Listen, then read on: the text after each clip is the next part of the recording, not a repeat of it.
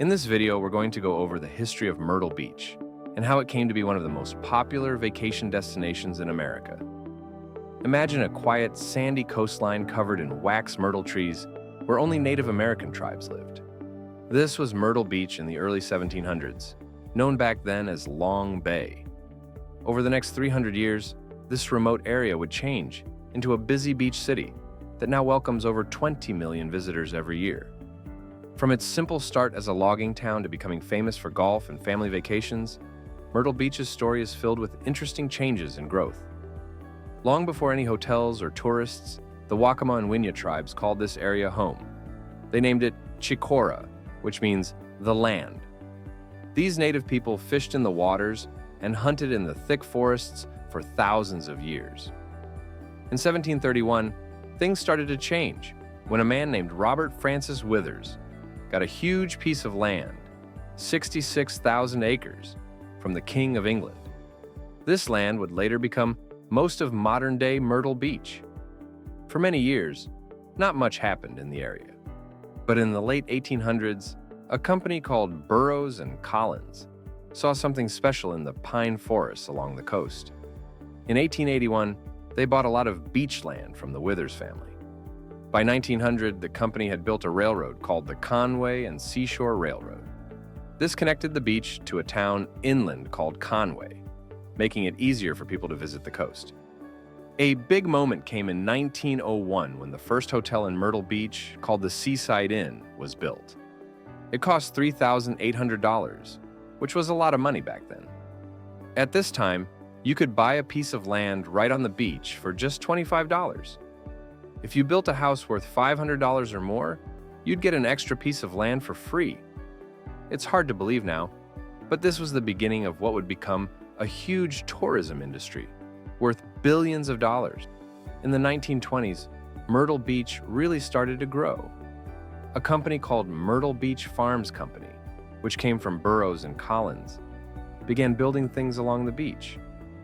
They made the area's first golf course, which was the start of Myrtle Beach becoming famous for golf. In 1927, they built the Myrtle Beach Pavilion, a place for entertainment that people loved for many years. The city has also worked hard to protect its natural beauty.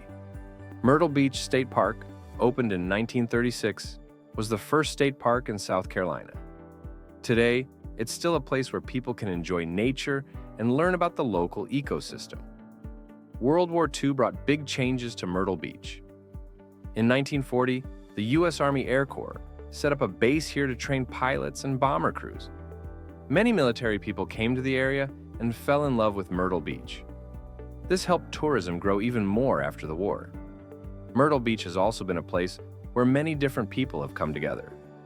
In the 1940s, as the area was growing, a group of African American entrepreneurs developed a resort area called Atlantic Beach. This became a popular vacation spot for African Americans during a time when many beaches were segregated. In 1949, a writer named Claude Dunnigan came up with the term Grand Strand. This refers to the 60 miles of beaches that include Myrtle Beach. People still use this nickname for the whole Myrtle Beach area today. The city has also had to deal with many big storms over the years. In 1954, Hurricane Hazel hit Myrtle Beach hard. It destroyed many buildings and changed the shape of the beach. But the people of Myrtle Beach didn't give up. They rebuilt and often made things even better than before. The 1960s and 1970s saw tourism grow even more. People started offering golf packages, and in 1967, an organization called Myrtle Beach Golf Holiday was created. This made Myrtle Beach famous as a great place for golfers. By the end of the 1970s, people were calling Myrtle Beach the golf capital of the world. Today, there are over 100 golf courses in the area. Over the years, Myrtle Beach has been home to many interesting attractions. In the 1960s, there was a Wild West-themed park called Fort Caroline. It had shows with attacking Indians and a chairlift to enter the park.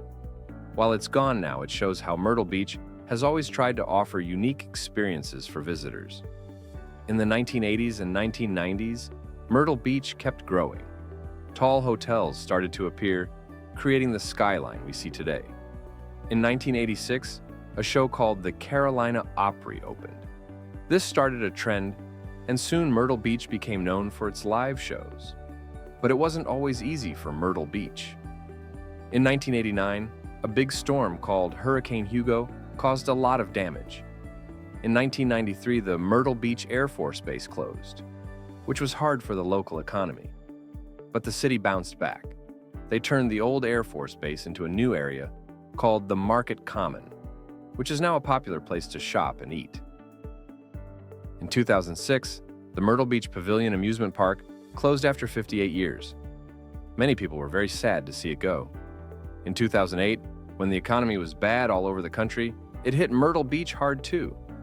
A new theme park called Hard Rock Park opened and closed in the same year because of money problems.